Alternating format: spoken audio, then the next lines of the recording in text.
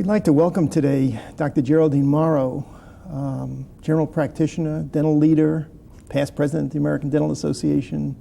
Welcome to our cameras, Dr. Morrow. Thank you. It's a great pleasure to be here. I want to sort of start with just reading you something that I received. I had mentioned earlier that I had talked to David Curry, who's the manager of editorial services for the American Dental Association in their Division of Communications. And his final sentence, and as collecting some materials for this interview, I have the strong feeling that you're approaching one of your most interesting subjects to date. So I'm real very pleased. Very kind of David.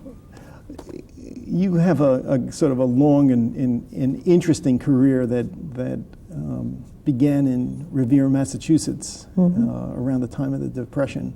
Yes. And I'm wondering if we could sort of work up to the present, but sort of start then. And I wonder if you could talk a little bit about what was life growing up, and what was life like growing up in Revere and some of those early years. Well, it was a very, very pleasant life, as I recall.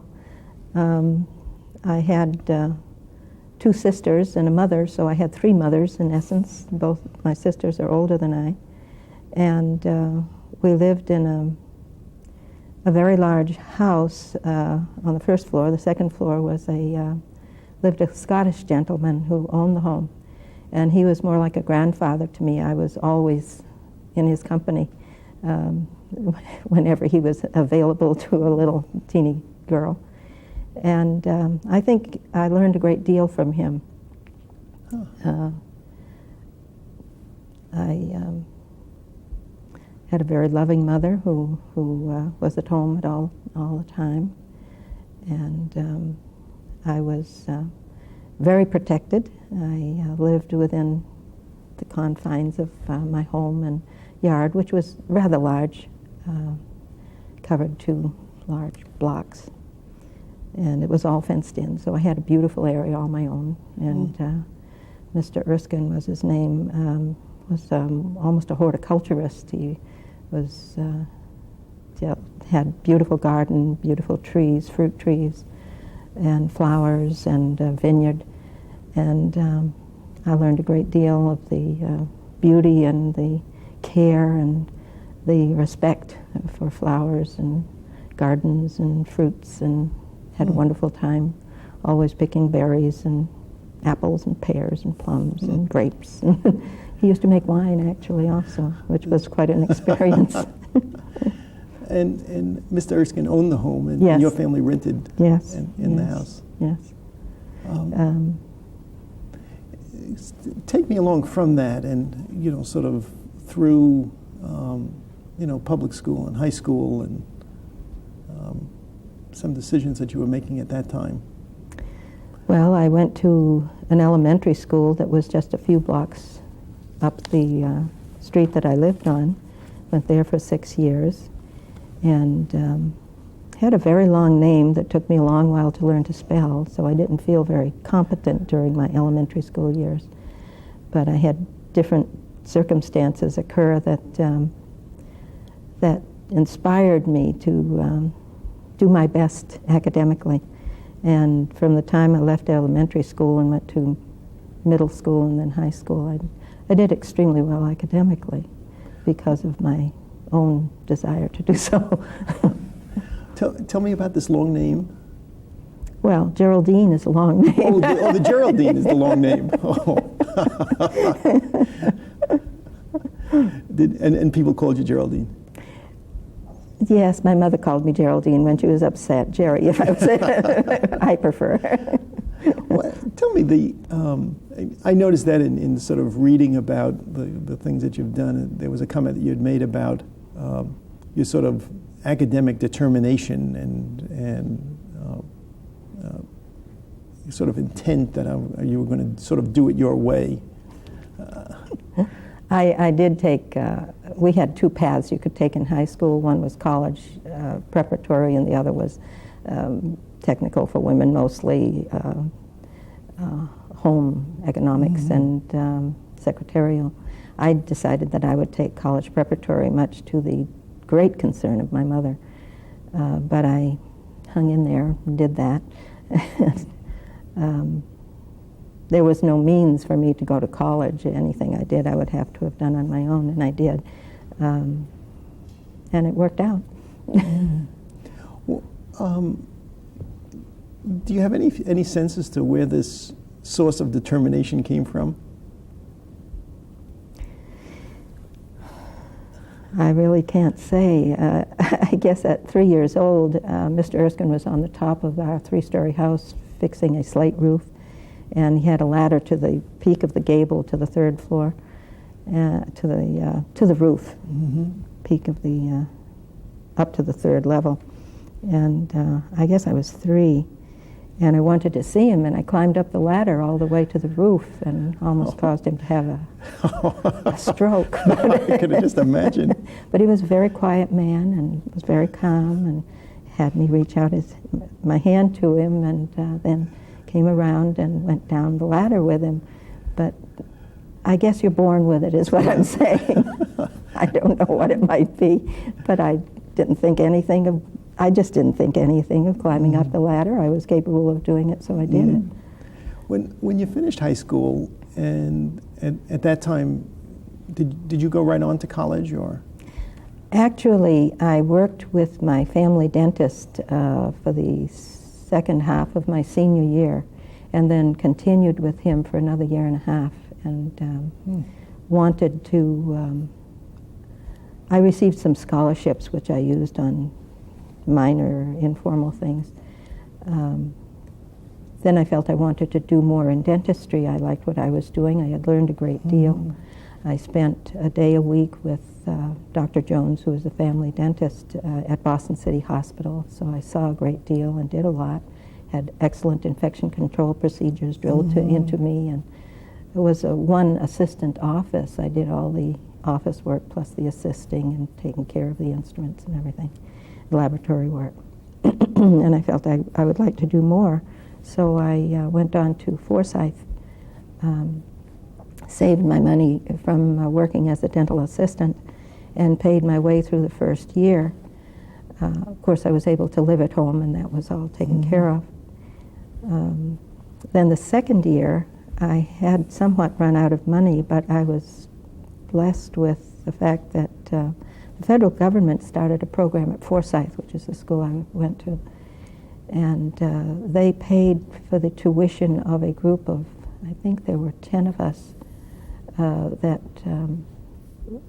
were doing procedures similar to the New Zealand dental nurse. So we're preparing restorations in a dentiform on the deciduous dentiform. And I enjoyed that, and completed that year. The program stopped after that first year because it was a little early to think of assistants or hygienists doing that sort of thing. Right. And but it got me through my second year at Forsyth. And then I decided that perhaps I would go on from there. Forsyth had just connected with Tufts University, and our first year was actually on the Hill, on the campus in Medford. And I enjoyed that. So I took prerequisites at Tufts and applied for dental school, and managed to get in on a quota system. The quota system was? For women. And what was the quota? 10% or something like that. There were not too many. They didn't fill their quota very well. So they never got up to 10%. No, but I feel that I did well enough to get in either way. Going back a little ways, were there other things that you were thinking about in terms of a career decision? Not really. I don't know that I even thought about it as a career. I enjoyed the work I was doing, and I liked to do it, and I wanted to learn more, and went forward with that in mind. I wasn't really giving much thought to a career or an income or my life, my future. I just enjoyed doing dentistry. And you went through hygiene first, and yes. I mean, one possibility would have been for you to stop at that point. Yes. I worked my way through through school as a hygienist. I worked for 5 years as a hygienist and While you worked were in- summers and weekends. And While you were in dental school? yes, paying my own way. And then I had a friend that I met at Forsyth whose father was a distributor for Philco, and he helped me with tuition at the time. Did your older two sisters, did they do anything in the way of... My oldest sister went through a business program and worked initially with General Electric, was very large in our area, and did very well as a secretary. In fact, married her boss, I guess he was at a certain period of her time at GE. And my next sister did similar, same sort of thing. And she has eventually gone into teaching. And but at that time, the thought of the family at that time was that we would just, be secretary or clerk or whatever, and bring some funds into the family to help support the family, and eventually get married, I guess. I never thought much about It didn't have much impact on you. No. Talk about dental school a little bit. What was that like? I was very, very pleased to have been accepted and to get in. And that was the big hurdle in my mind. I remember there were some friends from Tufts who had got into medical school and at Tufts also, and said, well, how do you know you're going to be able to stay in? How are you going to do the work and get the job done? That didn't even cross my mind. I was in, and that's all I needed. That was the big hurdle, and I just studied very hard and did what was needed. You were talking about the quota at Tufts. There were how many women in your class? 2 in my class. And at that time, the classes above us had a lot of women one from the Philippines, several from Latvia. At that time, it was the end of the war, and people coming into the country from those areas, and they had all been dentists in their own country. Oh, I see.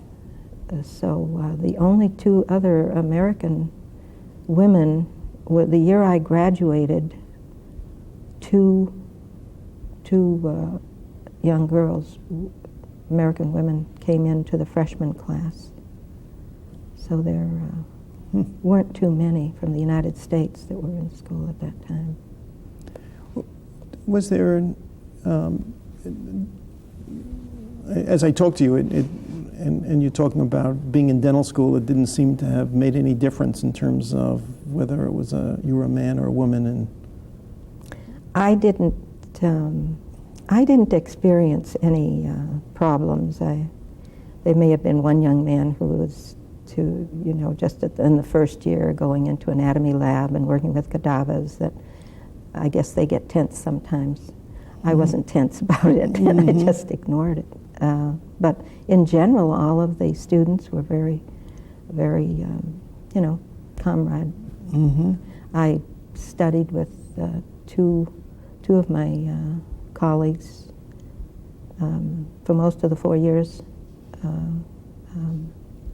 Elgin Jenkins and John Hutchinson, and I were a team, a study team that went forward. And we had other groups that we melded in with at other times. We went by alphabetical order, so you got to know the 2 people on either side of you. And the faculty, I felt, were all very supportive. Dr. Glickman was one of my teachers, and he had been an instructor, professor at Forsyth at the time. And I felt very honored as I look back.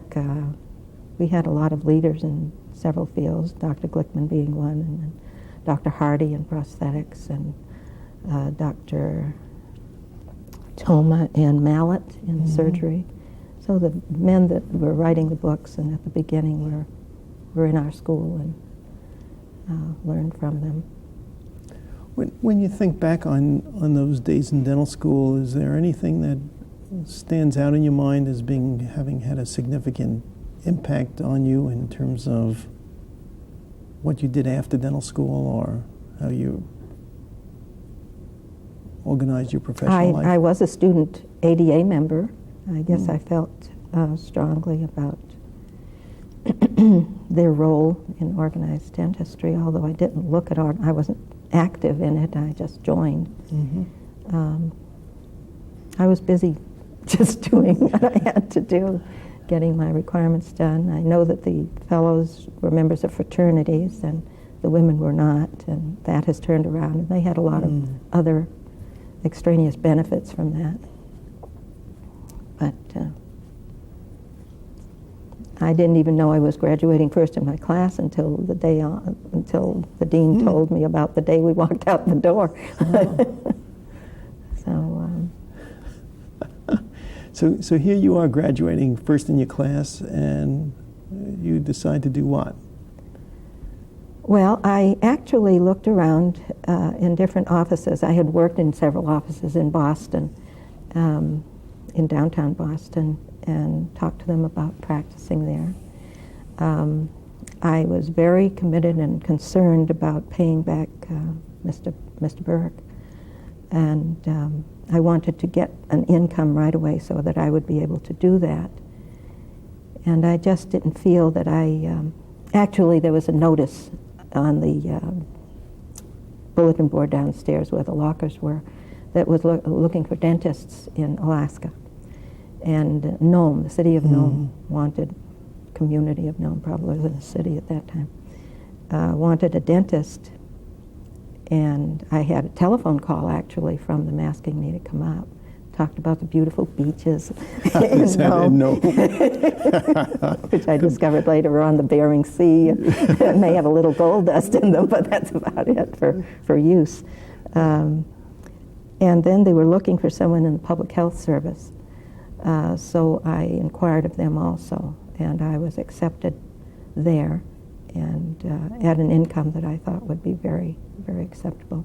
By the way, at that time I was married. I married in the Christmas holiday of my junior year. And so I applied and went there, and I was assigned to Barrow initially, and spent the summer teaching actually at Tufts. As I was a student teacher in the senior year, and then taught during the summer in the summer clinic. And might have probably continued there if I had stayed in Boston. But I went to Alaska by myself in August. Arrived there on August 15th, 1956. Left your husband in Boston? Yes, he was in the military. Oh, I see. But he was in Boston. He was with the... So off you go to Barrow. Well, I didn't. Just before I left, they decided I should go to Anchorage. Okay. And I went to Anchorage. And to the large, at that time it was a tuberculosis hospital, sanatorium, whatever. And I worked for 3 years on people that were dying of tuberculosis, all different kinds of tuberculosis. I actually diagnosed a tuberculous lesion of the tongue while I was there. I was the only dentist there for the first 6 months, and I was integrated with the staff. I was part of the whole system. We did a lot of children that came in from the villages. It was a center where people would come that were very ill, and it included children, and they had, if they had a lot of work to do, or they had to have their tonsils out, or ears, a lot of ear problems at that time, probably still are. They would go into the OR, and I would do all the dental procedures, and the physician would do, the surgeon would do whatever they did. And so I got a lot of experience being on a medical staff, doing doing dental surgical procedures and dental procedures in an operating room.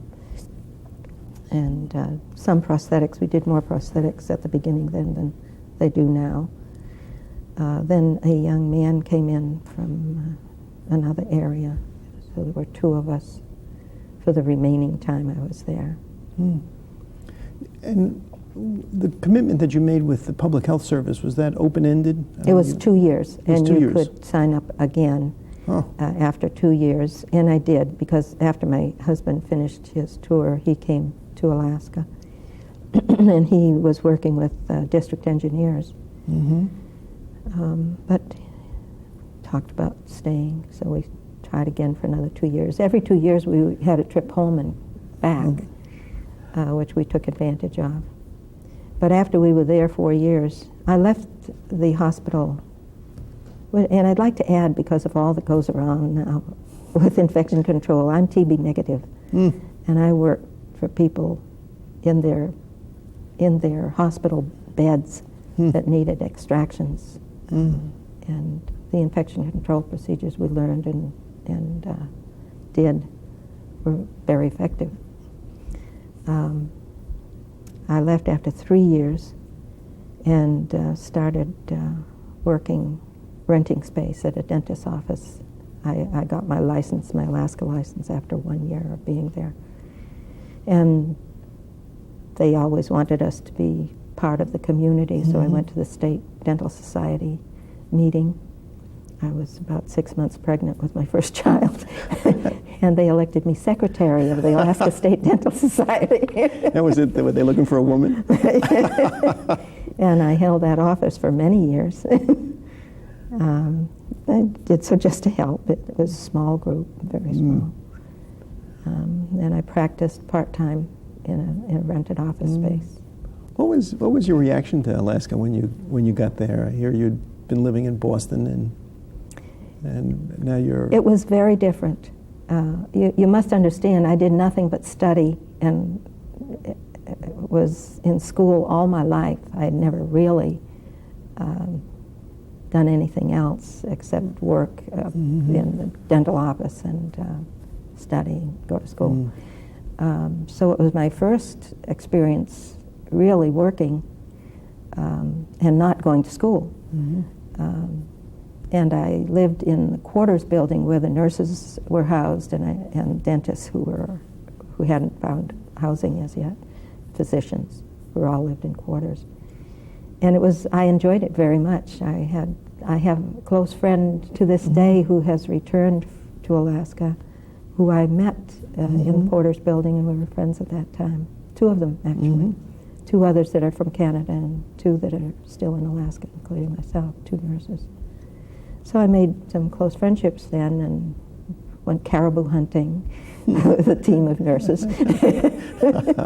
In the days where the herds of caribou were many, many thousands, ran across Paxson, northern Alaska. Enjoyed that very much. Didn't like to see all the caribou heads along the road, but they're a beautiful animal. And I enjoyed my time there. But the Alaska was very different. When you think about those first couple of years in Alaska, did you say that was a place that you'd like to live? The first few years, no. I planned to go back to Boston. And it wasn't until my mother passed away after we were there a year and a half. And that sort of broke ties with plans of being at home and being with family, although my sister was married and had her own family. My other sister was in Germany. But I think in 4 years I started to get used to it. My family was starting to grow. And I just started into the work mode again. I was working with the society and practicing dentistry and taking care of family and children and society and work, and you just continued, and we just stayed and stayed. Was it at that point that you said, after those 4 years, that this was going to be a place that you were really going to make a long-term commitment to? I don't think until many years afterward that I didn't want to move my family once they had been in school. I was certainly comfortable and doing things I enjoyed doing. I guess it didn't matter where you practiced dentistry, and I was working in unique settings. Alaska at that time was very itinerant. There were really no families that stayed there very long. I wouldn't ever leave now. It's part of me. I I have traveled extensively with the American Dental Association and different things I've done, but I don't know that there's any place I would rather live than where I'm at right now. And you've been there now how long? 40 years. 40 years. And you're planning to stay? Yes, I'm planning to stay. Dead or alive. There was something that you said before that it just sort of triggered something that this is from the Journal of the Michigan Dental Association, and it was an article that you wrote in January of '91, and it was talking about that all that hard work you were doing in college, and you said, I think it was during my college years that I really learned the importance of discipline and a strong sense of purpose. And I'm sort of wondering what it was during college, and maybe you could talk a little bit about that.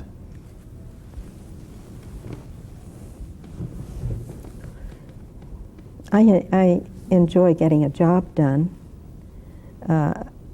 Something comes to mind in high school. I was in an algebra course, and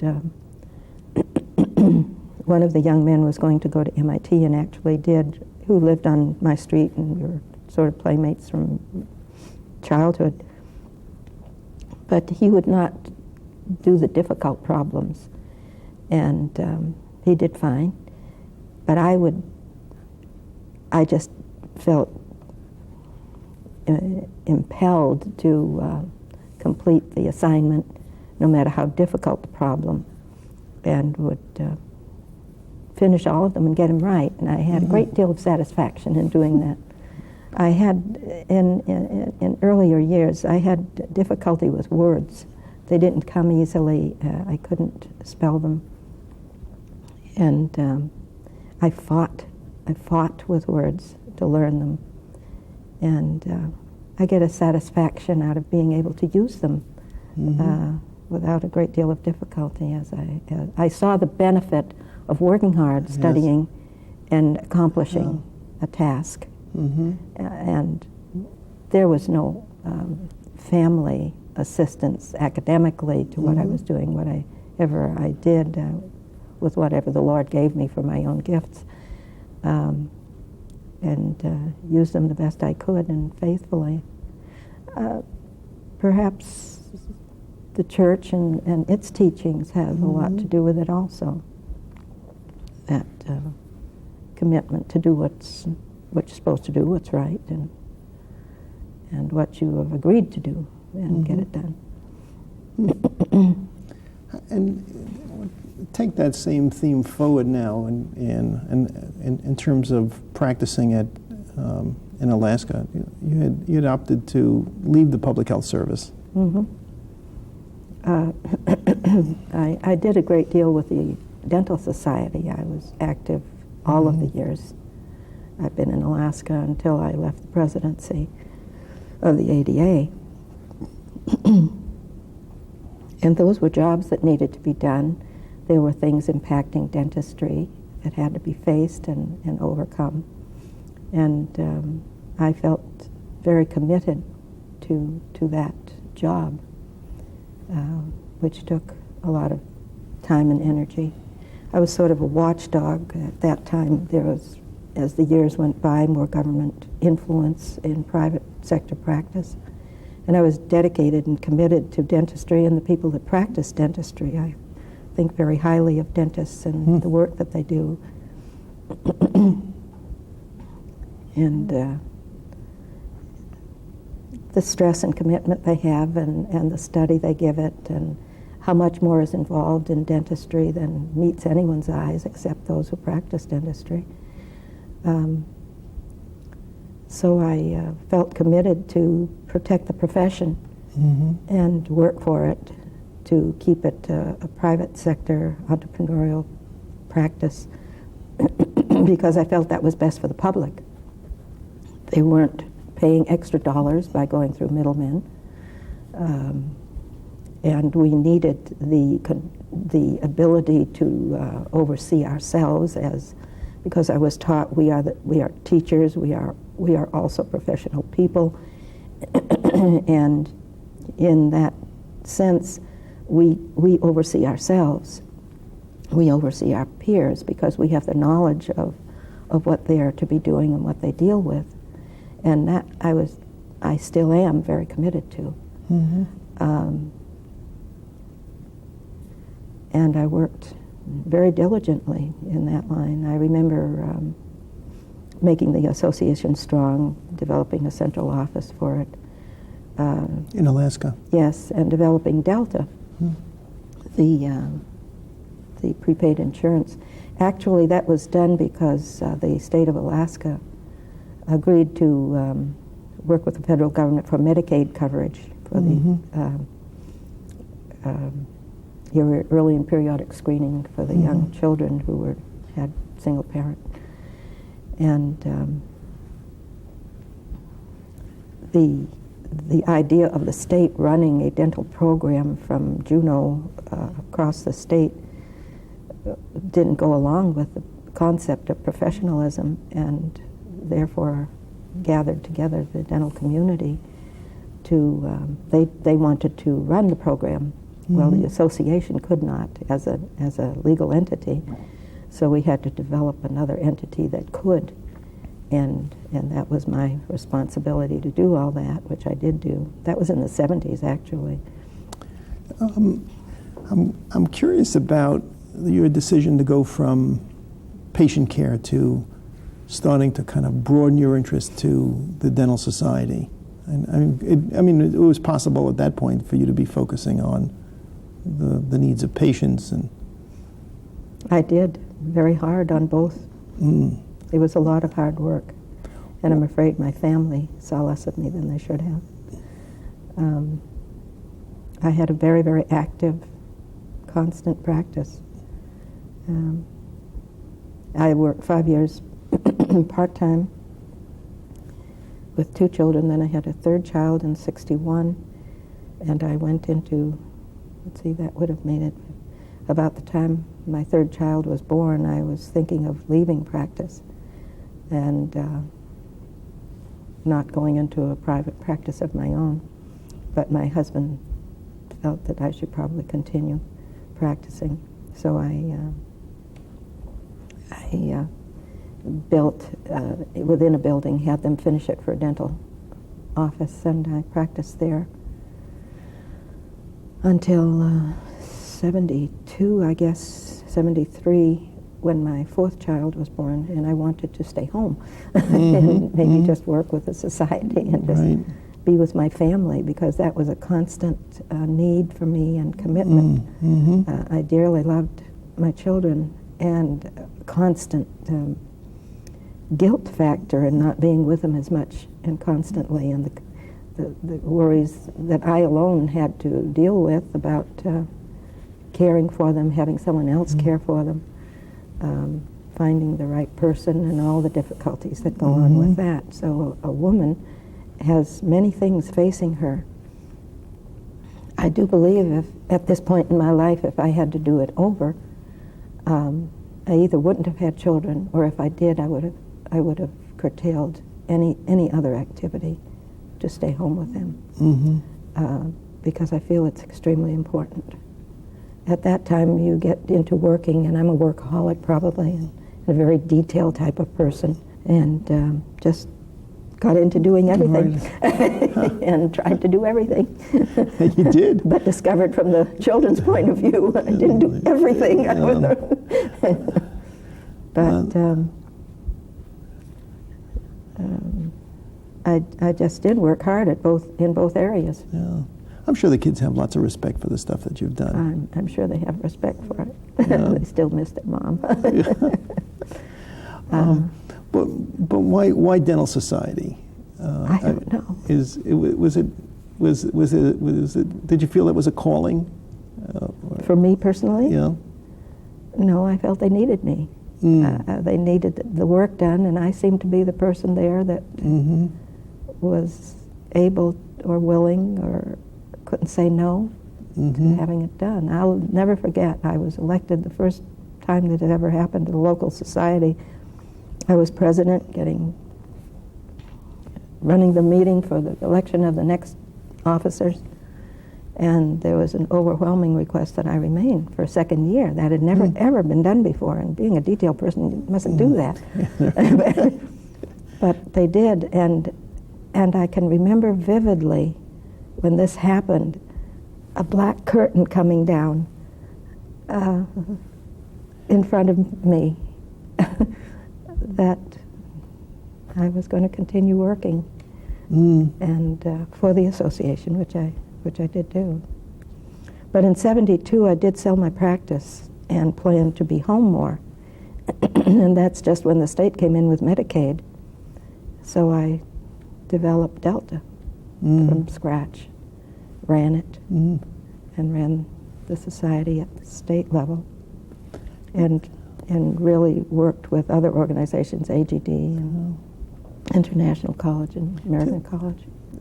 Go back to that black curtain coming down. That was a realization that you were going to continue your commitment to the Dental Society. Was that what that experience was about? And I was looking for a release from the heavy burdens that all of that was on my shoulders. A lot of work. And yet, you were looking for the release, which would have been the end of your term, and here you were now taking on a second term. And I guess the word black curtain is the one that... That's exactly, it was so vivid. I mean, I was standing in front of the, running a meeting. and was it because of the ambivalence about the second term? Well, I had no plans to take a second term. I had planned that I would not have the societies, running the society on my back anymore. And I guess I was looking forward to that more than I realized it. Yes, and yet you did it. And then in '72 was sort of another point in which you thought you might kind of curtail the things you were doing. You now have 4 children. Yes. And this is when Medicaid came through and Delta got started. Yeah. That was a whole new learning process for me. Learned how to be an insurance agent, how to run an insurance company, how travel involved, and learning and developing meetings with the state to get the contract for Medicaid. And were you still continuing your practice? I practiced very little, but off and on, part-time. Keep my hand in, get my license and all of that, continuing ed. Talk a little bit about the practice up to that point. Was it pretty much a private, like a general practitioner, private practice in Anchorage? Yes, yes. Full-time private practice. Very busy, very busy. I'll never forget Nixon. When he increase in fees, and I always tried to charge a fair fee to my patients, and they were relatively low. But, you know, I charged as I needed to. I didn't have anything holding me anywhere.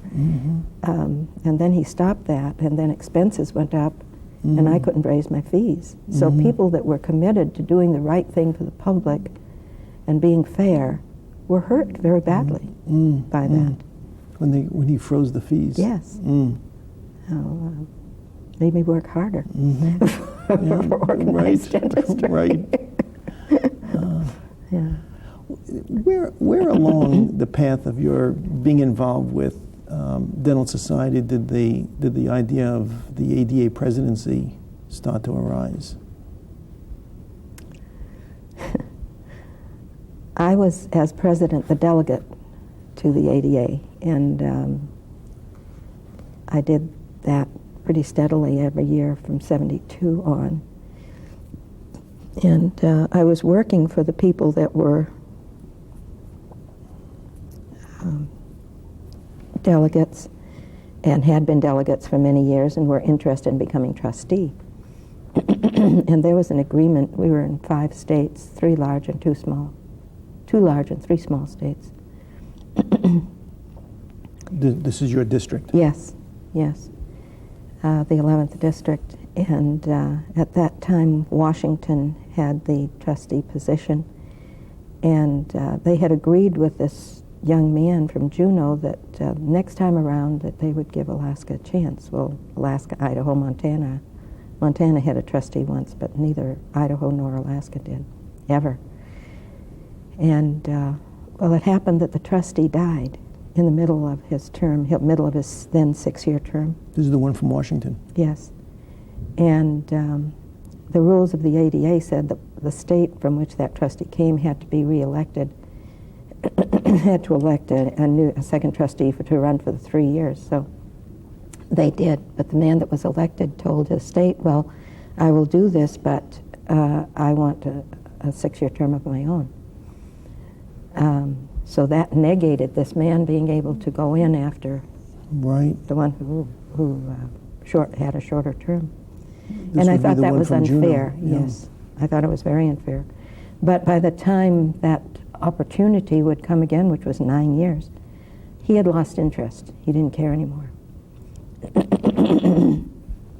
And I had been working, organized dentistry was part of my life, as far as Alaska and Anchorage, and knowing how it ran and working with the ADA as a state executive director, or the senior officer, whatever you wanted to call me.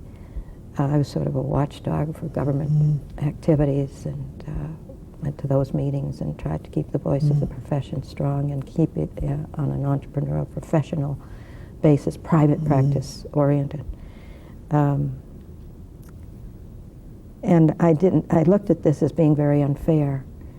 And when he had the opportunity now of running after 9 years, and he said no, he just lost interest and he didn't care about it anymore. I said, well, this was when the man, I guess the first thought came when the man died, because we thought we could then get a man in, and then he lost interest. And I said that was really not quite right. And I guess that many more years went by, and I stayed active, feeling that someone from Alaska should have that position. The trustee position? Yes.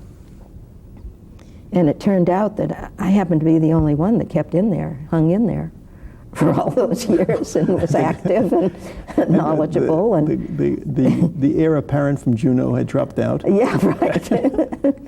So I guess that's what happened there.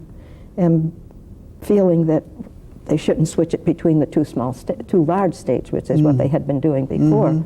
So I was active in working with the caucus, and developed a constitution in which there was a rotation system included, and that was a lot of effort, a lot of politics, a lot of work to get that passed even. So when the time came, the 3 smaller states had a candidate, each one of them. Oh, right. So I ran, and I won. And then went on from there. That got you into the trustee position? Yeah.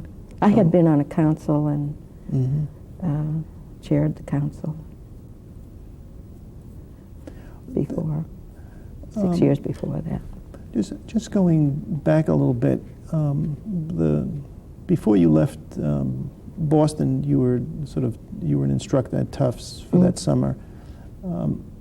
Had you ever thought of doing anything in education? And actually, I discovered later that that's my colleagues, those that I went to dental school with, thought I would be going into academics, and the last thing in the world they ever thought that I would be involved with was dental organization and politics. And yes. I certainly agree with them. I didn't look at it that way, but I'm not a politician. I don't like politics. But I guess fools walk in where angels fear to tread or something. But I worked because I believed in what I was doing. I believed in the dentist. I believed in dentistry. And it was up here for me. Yeah. It was almost like a religion. Was there any education going on in Alaska? It was that you were involved in? Difficult. We had to leave the state usually, and at the state society meetings once a year, we had visiting people in. One of the Gordon Christensen many years before he got into all these things, came up. Peter K. Thomas gave a study club, which I took part in with a Stewart instrument, and we did our best to get the continuing ed that we needed and wanted. How about, was there any formal education programs being developed in Alaska? Not for dentistry. The first one was dental auxiliaries?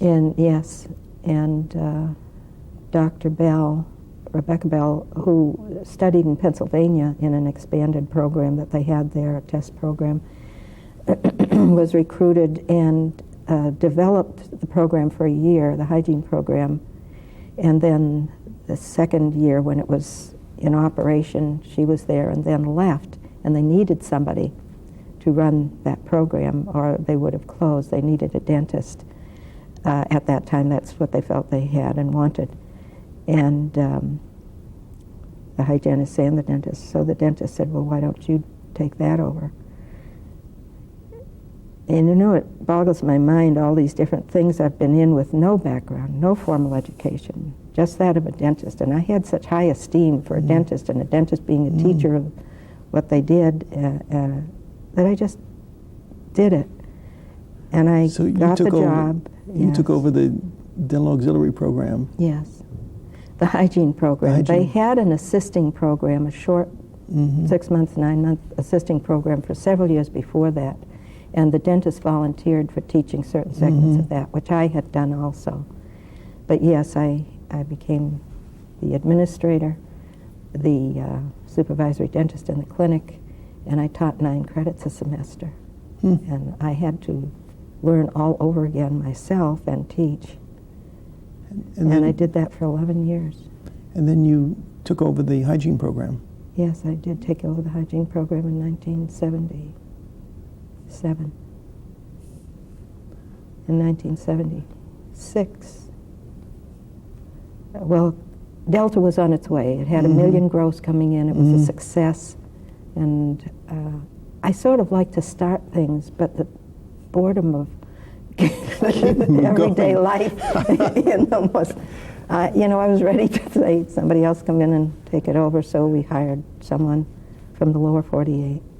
And I was still there to consult. In fact, they had me as a consultant for several years. And I had hired the current executive director, Martha, to work with me for the ADS, because I was running Delta and the Alaska Dental Society and helping AGD and anything the other organizations needed, we would help. And the Anchorage Dental Society also, we worked for them also. So it was, we were taking care of everybody. And so she was there for the State Society, and we hired somebody for Delta, and I went off to do the job for the school. And they needed you. Yes, yes. I worked very hard for them, because I had 3 jobs in one, and then they put me in charge many years later of 3 or 4 years later of the medical also. There was a time when they were going to, we were scattered. We were the University of Alaska in Anchorage, and we were community college. I was hired by the university, but then the hygiene program was the community college, and they were going to, they didn't want us on the university campus, so they divided us up. And I managed at that time to work with the legislature to get money to build a building to house all of the health sciences, allied health sciences on the university campus. And I did it through that joint committee that gets together after the budget that irons out things, and they gave me a large sum of money to do that, to build a building, which we did. And then we housed nursing, med lab tech, dental. And by the time I finished, there were 16 little avenue programs, career programs, where you could branch off, phlebotomy, med lab tech. And you were in charge of the whole thing? Yeah. Yeah. Helped build the building as the resident, you know, faculty. And you got that going? And built, and and turned it over to someone? Dedicated, and I left when there was a tremendous political uproar to do away with community college, which they did, and at that time I left. That was in '88. But they must have incorporated the programs into the university. Oh, they did. Yeah. Yeah, they did. They did. Yeah, they wanted to make all of them 4-year, which never did come out. But so they still have the 2-year and the 4-year, but they're within the university, and there's no more community college. Something you said before, and I want to come back to that, and it sort of leads to the kind of the campaign for the presidency, and that was you were sort of talking about your work for the Dental Society as a religion. Well, it's the profession. For the profession. Dentistry. I really worked for dentistry. Mm-hmm. And the vehicle for that was through the ADA. Well, through organized industry. I didn't always agree with the ADA either. I was spurring their side at times. I think Dr. Gidley wasn't entirely happy that I got into other avenues. But yeah. Tell me what prompted the campaign? Well, when I finished my trustee, when I was coming to the end of the 6 years as trustee, it seemed that many people were asking me to run. And it seemed to the other dentists who would go out for courses and such and speaking to others, and to me that there was almost a countrywide feeling that I should run. And I said, during the time I was trustee, I was fostering Alaska, and we would have our little hospitality room. We would have all Alaska foods, salmon and moose and crab and stuff. And that, for a little thing, a little state, it got to be extremely well known, and people would want to come to our hospitality. So it put the state of Alaska forward a great deal, and I guess to a certain extent I was the trustee, so my name got before the members also, the trustees, not trustees, but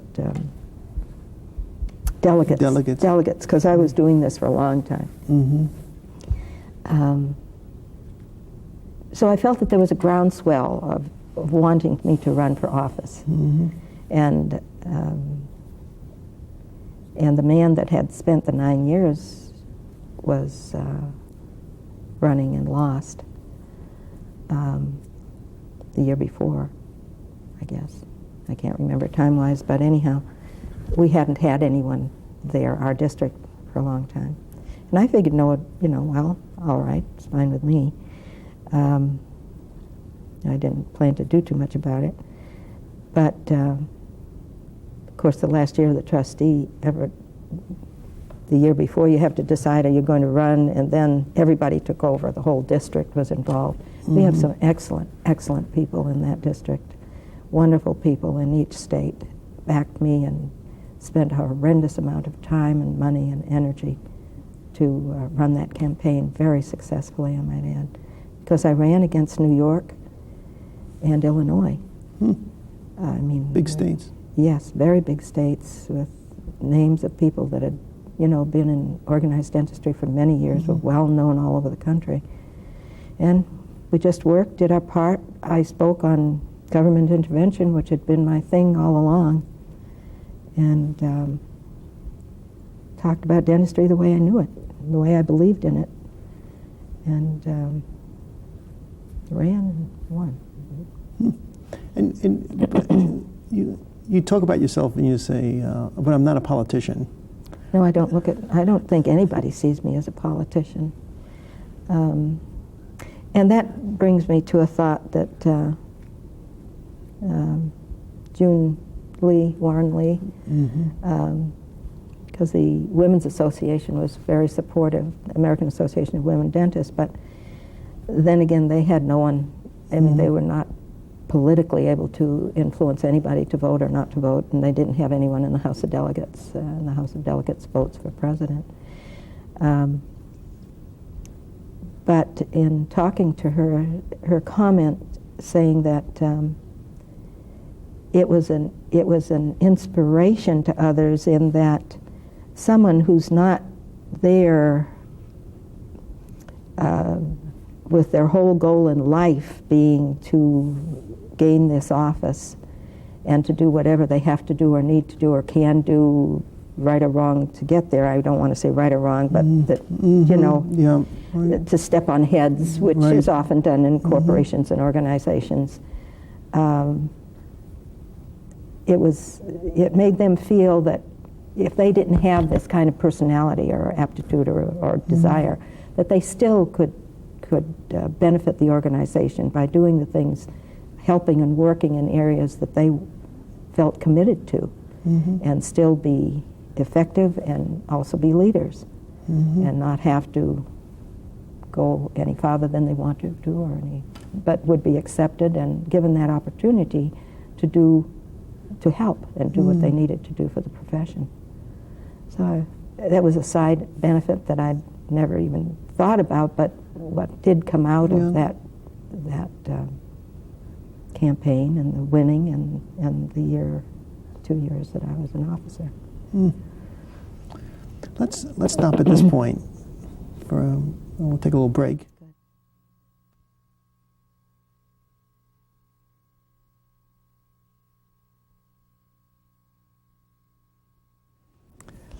Let's talk a little bit more about your family. Tell me a little bit about your parents. Well, my mother and my father both came from Europe, and they were schooled in Europe, actually, elementary level, and came to the United States. My father's family into Revere, and my mother's family went to New Hampshire. And they met here in the States? Yes, they met in the States, and to me it was an example of those times when people came to the United States as to a new life, to new freedom, and to melting in with a new culture, a new world. And we're proud and eager to do that, and dedicated to education and becoming a useful part of the country.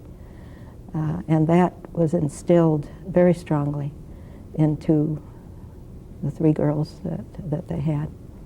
And of course, during the Depression time, I never had the sense that we were in dire straits, although I would go to the front sidewalk, which of course wasn't paved, and when I was tiny, and dig dandelions for salad for dinner. And my father would just eat it as though it was the most delectable nectar in the whole world, and eat the little buds, which were as bitter as poison. I would have to try them because he made them look so good. But, worked hard and came along very, very well, but started in, as many did at that time, in very difficult circumstances. Where in Europe did they come from? They came from southern and northern part of Italy. My mother came from the northern part near Switzerland, and my father from Naples. By the way, where they first discovered the effects of fluoride, he didn't have a cavity in his mouth, and he had been drinking fluoridated water from the time he was a child to the time Naples. he came to the United States. In Naples, naturally fluoridated water. Isn't that interesting? Yes. Fascinating. Didn't realize that until later when I studied more in dentistry. To find out, how come he didn't have any cavities. Yes. Isn't that interesting?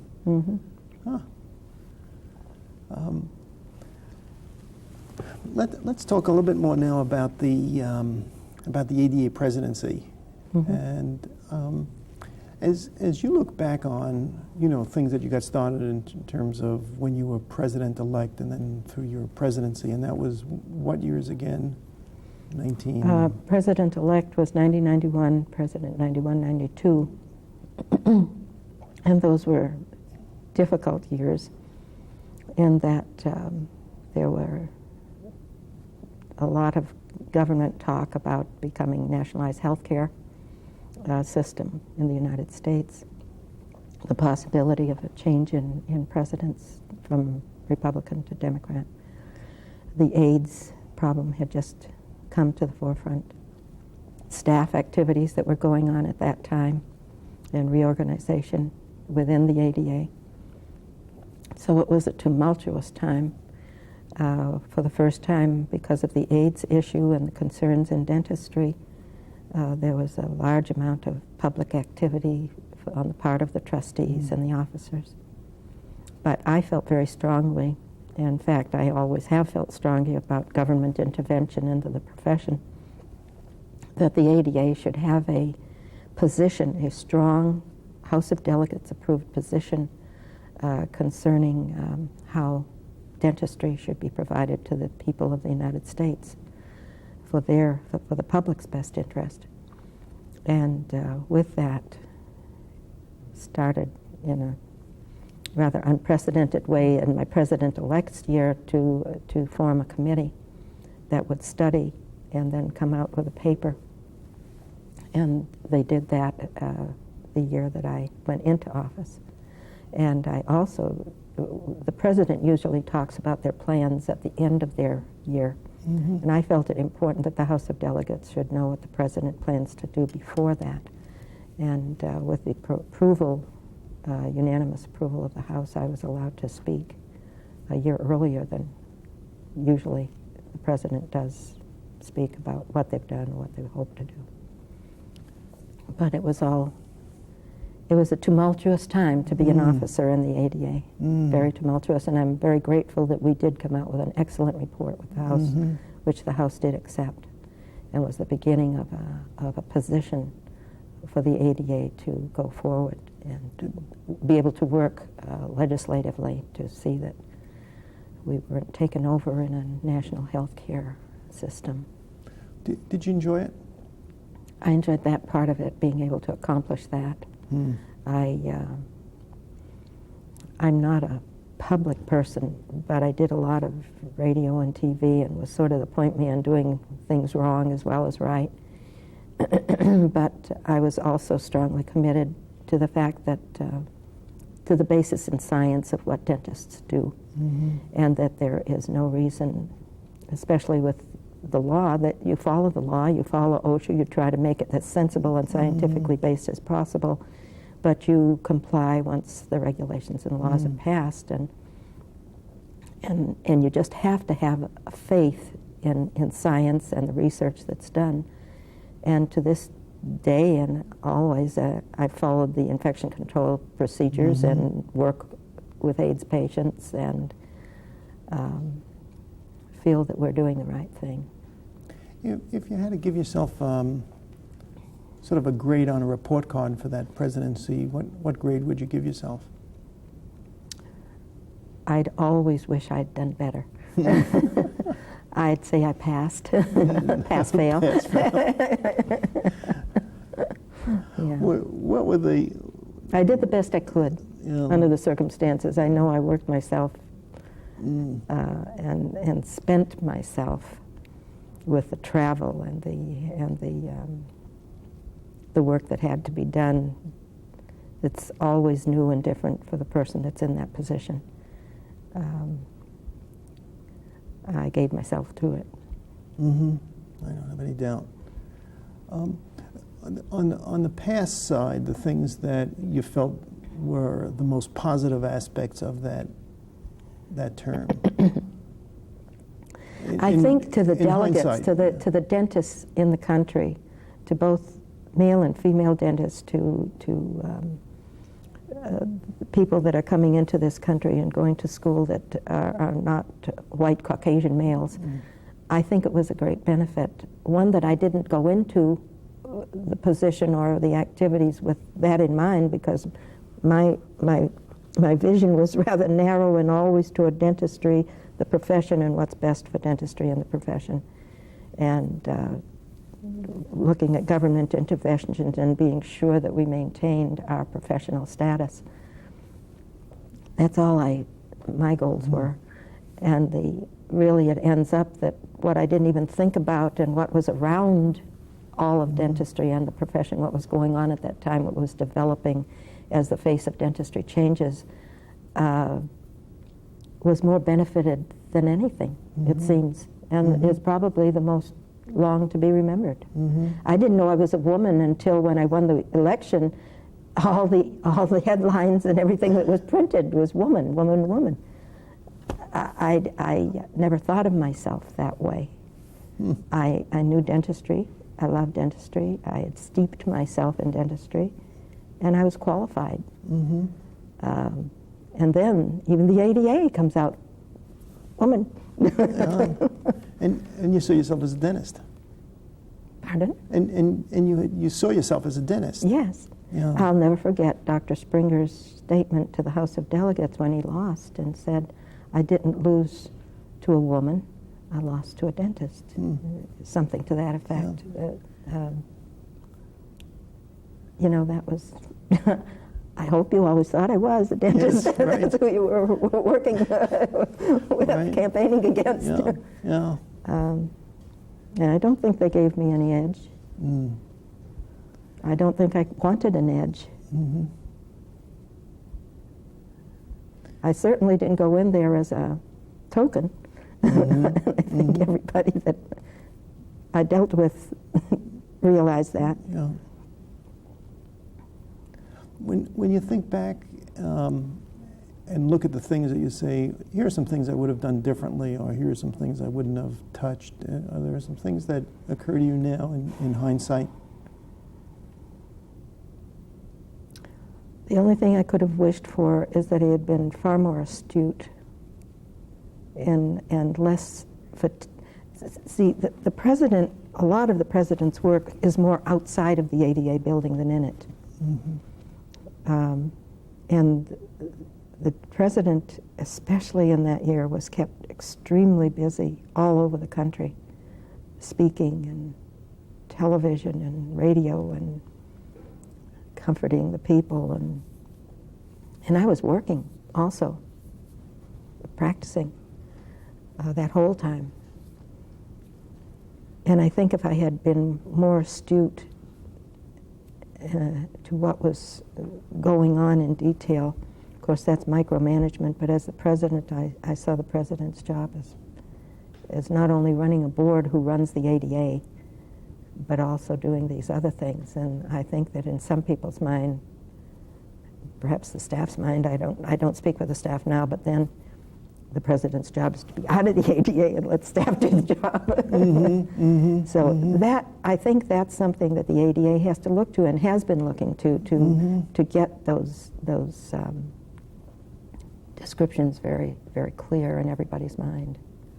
Yeah. But I have always felt and always functioned as an executive director, as a servant of the people, of the dentists. I'm there to serve them and to do what they as a group and a whole want to see done. I don't,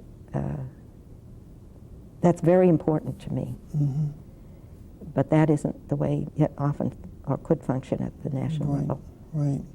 And it gets blurry sometimes in terms of what the role of staff is versus and what officers. and with their overall picture, and sitting at the table versus not sitting at the table. We need to sit at the table, so you have to say the right thing in order to get that opportunity.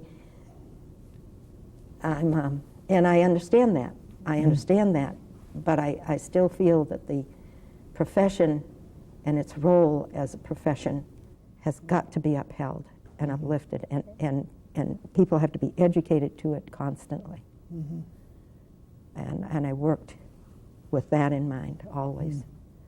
I never ever have seen quote quote leader or someone who runs this or that as anything but a servant to the group that they're working with. Ever.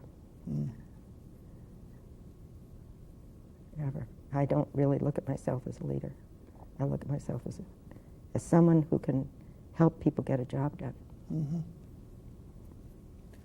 One of the, just in going through some of the the things that have been written, and this comes out of the Temple University alumni magazine, and it was an interview with you in the winter of '91, and it was one that I know had caused some concerns, and this was one of your proposals. We will be taking a close look over the coming year at the structure of the Council on Dental Education, the Commission on Dental Accreditation. It goes on, an important project to evaluate the Council and Commission with regard to their representation, responsiveness, and ability to accomplish their assigned tasks. I know that had caused quite a bit of controversy. Tremendous controversy. Tremendous controversy. What's your thoughts about that now? I feel the same way, but almost it has become a blur.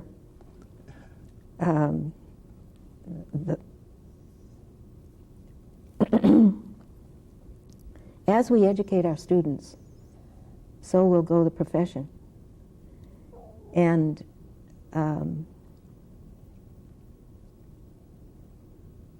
the educator can, and the profession and the practicing dentist have different viewpoints. And my effort was to get them to meld. Mm-hmm. Mm-hmm. Bring them to the same. I'm a chronic peacemaker. I've been used for that purpose, I don't know how many times. But that was my hope and my goal, because I see the educator as being influenced by dollars and cents. They run a business. Mm-hmm. Influenced by dollars and cents from government, because we have very few private schools. And that could lead to very serious problems. In Japan, in the days, my busiest times, they were teaching only what government would pay for. Mm. And I work currently in probably the most restricted managed care type of setting that you could find, where there's only one person that pays the bill, and that's government. And I go without a great deal. And I look at that as a challenge. I enjoy it because it is a challenge to my capability as a dentist to be able to accomplish something for the patient in this most restricted availability of what most dentists practice with on a private setting. And it only enhances my belief in what I've always believed in, that the private sector, in my mind, is the least expensive way for the public to go. And yes, the profession must police their own. But they must police them. And I find that self-policing is probably about as rigid as any other kind of policing you could find. Mm-hmm. A dentist wants another dentist to do the very best. And because of my concerns about how the educators and the national organization and the thinking that I know of that was coming in at an executive level, I was concerned. The peacemaker role, one of the areas of peacemaking that might have been a kind of a natural challenge for you was the dental hygiene, dentistry conflict. Yes. And you know, you're have had a foot first in hygiene and then in dentistry. Were you able to make any headway in that area? No, because of my conviction for dentistry. I was a hygienist. I wanted to be a dentist and do other things, so I went to dental school. Mm-hmm. I feel similarly, not just in dentistry, but in medicine. And I feel the more we have lesser educated people taking care of people, the people are going to suffer. They hardly train any internists anymore. You know who does that? Their work? The diagnostician of medicine, the PA. and it bothers me a great deal. Though I work directly with a PA, Mm-hmm. and he's a good, I think very highly of him, very capable. And then you get to the nurse practitioner. Well, nursing in their minds is it's a well-person care. And I accommodate a bit to that. But now the nurse practitioner, the advanced nurse practitioner, are delving a lot into sick patient care. Mm. And for I personally, as a consumer of care, I have great concern. For my children, I have concern. I want the very best educated internist whose concentration is on dealing with diagnosis of problems before they become a problem to be checking me out. Mm-hmm. I'm living today because of that. Because I was diagnosed with cancer in '76 from an annual checkup by an internist, specialist in internal medicine, who might have just, PA might have, fibrocystic disease or something. Cystic fibro, I get those two names mixed up, but, so easily overlooked. A little knot the size of maybe 2 or 3 millimeters. And within 2 weeks I had surgery. I'd be dead. There's no question about that. That cancer came up in the middle of a real busy time for you. I got the call from my physician and put the phone down. What a way to interrupt a day. Yeah, it did. I was in the middle of running the Dental Society, Delta, talking about the fact that the school needed somebody within a few months, 6 months. 4 children. 4 children, one of them 5 years old, 4 years old. Yeah, 4 years old. It was a very busy time. I was fairly young to have anything like that, but I was very, very fortunate. Did the diagnosis change you in any way? Oh, I imagine it did, 180 degrees.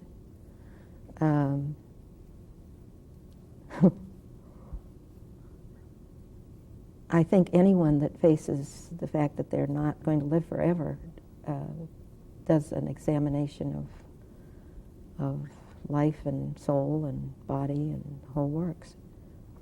And it caused me to maybe act in ways I shouldn't have, but within a year I had left home. I divorced my husband and started entirely, hired new people for Delta, left and took the position at the university. And that was extremely hard because I was extremely close to my youngest child. And my husband decided that if I wanted to leave, I was leaving by myself. And that was exceedingly difficult.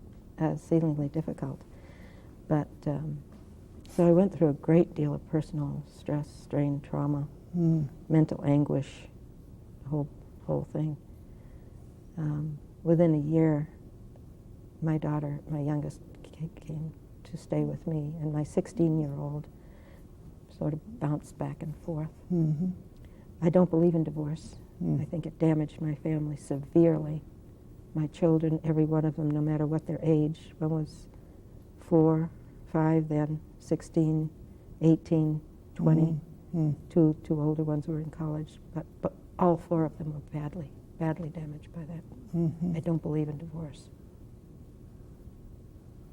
But that's what happened. Talk a little bit about when you moved your practice from that private practice in Anchorage to where you started going out to the villages.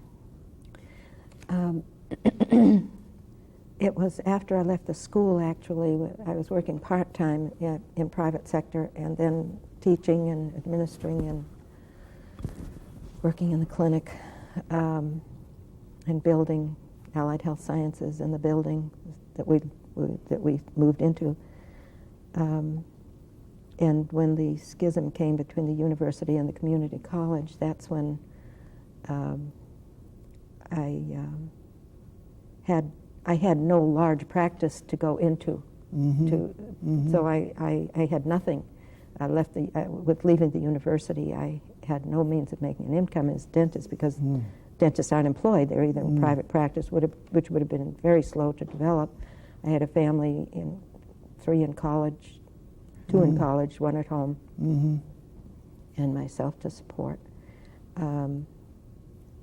So I had the opportunity to work as to work in the facility in Seward, and they were looking for a dentist for our psychiatric hospital, and That's in Seward. The psychiatric hospital is in Anchorage, and I worked there. All of these are part-time, and then the Bristol Bay area hospital, then public health, and now Bristol Bay Health Corporation run. When they were in need of someone to help, a dentist became sick and couldn't cover a village, or they were short-handed, they hadn't recruited or couldn't get a recruit, or they had more contract funds from the government, which I worked hard to get for them throughout my years with the State Society and with the ADA, funding for dental care in Alaska. I would be called in to cover, so I spent weeks or a couple of weeks out in villages providing care. So between those 3 sources, I had sufficient income to support myself and the family. villages are Eskimos. No, they can be Indian also. We have 3 native groups in Alaska, the Eskimo, the Indian, and the Aleut. The Aleut is along the chain. The Eskimo is mostly around the periphery of the state, and the Indians mostly inhabit the inner part of the state, the middle of the country. And so you, My area was mostly Eskimo, the area that has used my services the most, Bristol Bay area. and so how do you get out there to take care of those folks? I fly to the central point, which is Dillingham, the Kanekanek Hospital in Bristol Bay, and then we charter flights from there, usually single, or sometimes we're lucky and get a 2-engine plane that goes out into the villages. And then you bring everything with you? Everything, yes, all portable equipment. And then either set up in a school or in the health clinic if the village is big enough to have a health clinic. We sleep either in the clinic or in the school on the floor. Bring our sleeping bags, bring our food, and they're kind enough to us to be sure we have a little corner of the floor to sleep on. Yeah, and most people that do go out there for many of the services they provide, different groups, that's what they do too. They bring their sleeping bag and their own food And camp out. Camp out. And do a lot of dentistry. Oh, a lot of dentistry. I work long hours there because I enjoy it. Yeah.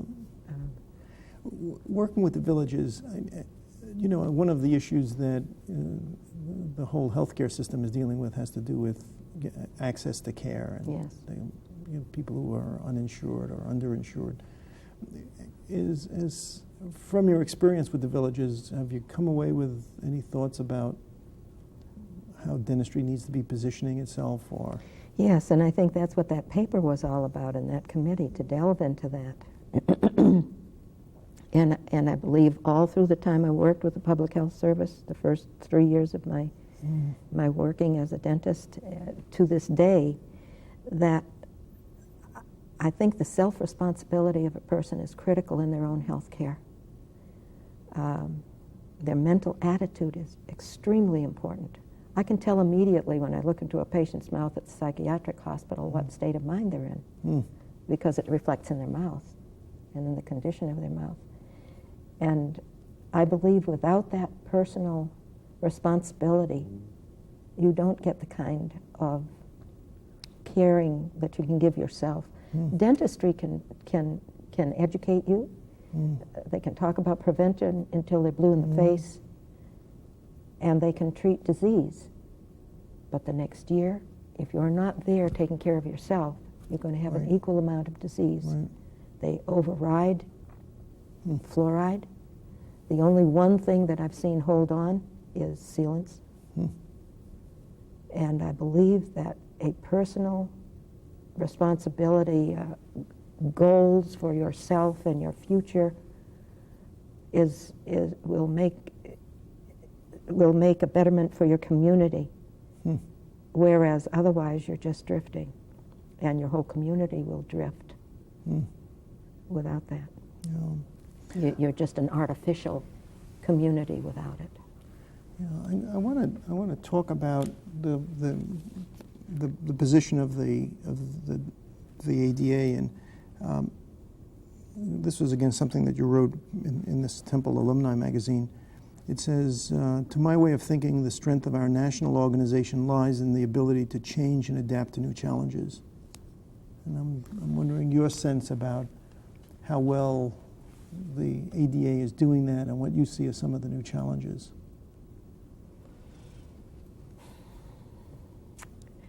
By change and adapt, I don't mean give in. I couldn't ever do that. I think, and I don't like to be described as an oak that can't bend, because I do feel that there is always room for flexibility, but you have to have a firm foundation of what you basically believe in before you can adjust around that.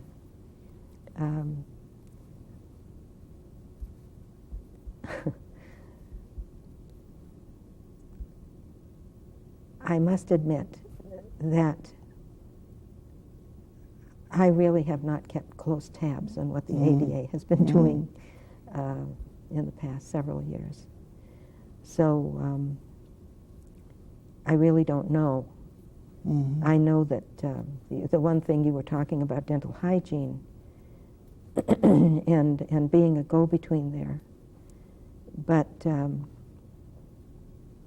you will have two avenues of thought. Those two avenues of thought will always be there, it seems. Trying to get a middle road without hurting the people you're serving is a difficult road to take. It's a difficult path to find. And that's the path I would look for. Would you have any advice for women who are watching this videotape in terms of their future in dentistry? Well, I think women have an excellent future in dentistry. I do believe that they need to be sure of what they want first. And I was reading something in the Chronicle, the AWD journal, and advice from the former President Martin. It said they have to make room for themselves, their health, and their family, and their profession.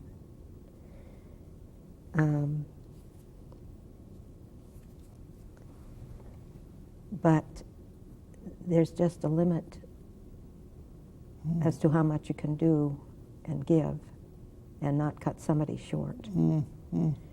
And I guess at this point in my life, I feel that I know a lady who's doing this. She's in real estate, and she made a decision that this is what she wants to do, and she does extremely well financially. She has no children, and she will not have children because she says, I can't manage that and give my all to this work that I want to do and take care of myself and make it all balance out, because I'll run short somewhere. So my feeling today is that if you want to get married and have children, concentrate on that as your primary area. If you want to get married and not have children, you've got leeway there. Your husband and yourself and your profession.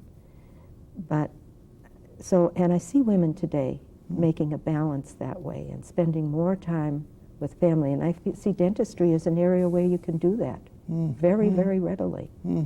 I unfortunately just took on another job, the organization instead of the family. and my practice was part-time. But to do all three, I was often called this, the superwoman type syndrome. You can't do that. You're gonna fail. You're gonna have a problem somewhere, and you have to decide what's important, and then go that route. Stick to it. Stick to your values, your ethics, and your morals. So what's on your agenda now? I mean, I'm trying madly to slow down.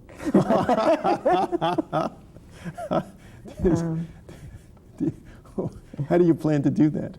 Well, I've been working on it, but I haven't accomplished it yet. I get to practicing a great deal, long, long hours. I want very much to be closer with my family, and just to get bored. I just would love just to have nothing to do. That's the goal, is to be bored. Yeah, just to take care of my own lawn and my garden. I have a wonderful neighbor who's a pastor of a Baptist church who all by himself came over and took on my lawn as his project. He takes care of it. And I feel wonderful, but I feel bad. Yes.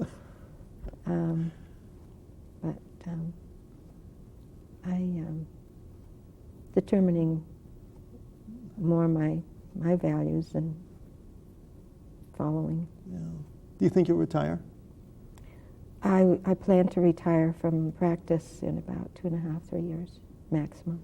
And then work on being bored? Well, yeah, I've got a little office in my home. And what I plan to do with it is to take care of friends and family if they want me to. Just to answer needs that might be there that can't be answered in other ways. And I would really enjoy that. And if I need a chicken, I'll give you, I'll do this for you. And Right. You fix this room in my house, it needs painting. Right. That sort of thing. So I would still, stay somewhat active that way as long as I felt I was capable. And then just relax more. I don't plan to travel. I've done all of that I care to do. Well, I'm glad we got you here. Yeah, thank you. I don't plan to speak in front of groups or educate other than one-to-one. Think back about your professional life and what occurs to you. I feel that what I did has been successful. I'm pleased. I'm satisfied, and I'm a hard taskmaster. I feel that the organization prospered and has continued to have that foundation that was developed. I feel that the university, the programs I started, and the building that I built, they did very well, and we helped a lot of students, a lot of people have careers in different areas that they may never have been able to have, and that's still continuing. And Delta was a success and answered its needs for what it was developed for. And it doesn't continue exactly as it was when I left it as a prepaid insurance company per se, but when we had it, it did its job, and it was an example across the country of running a program that helped the people and also was fair to the dentist who provided services. And you cared for a lot of patients. And we cared for a lot of patients. Yeah. And you personally have cared for... Yes, I personally have cared for a lot of patients, all the way from the Kennedys to the incarcerated murderers. Did Did you provide care for the Kennedys? Yes. I bawled one of them out for not getting his teeth scrubbed, and I heard from it when I was a hygienist. He explained, well, she's very committed to her work, so don't take offense. That's how I knew they were a Kennedy, because I didn't know it before. Is there something you'd like to be remembered for? I doubt in 100 years anyone will know my name, so I don't expect to be remembered. Well, I'd be surprised about that. Just for being me. Oh, that's wonderful. Thank you very much. Thank you. Just for being you. Yeah.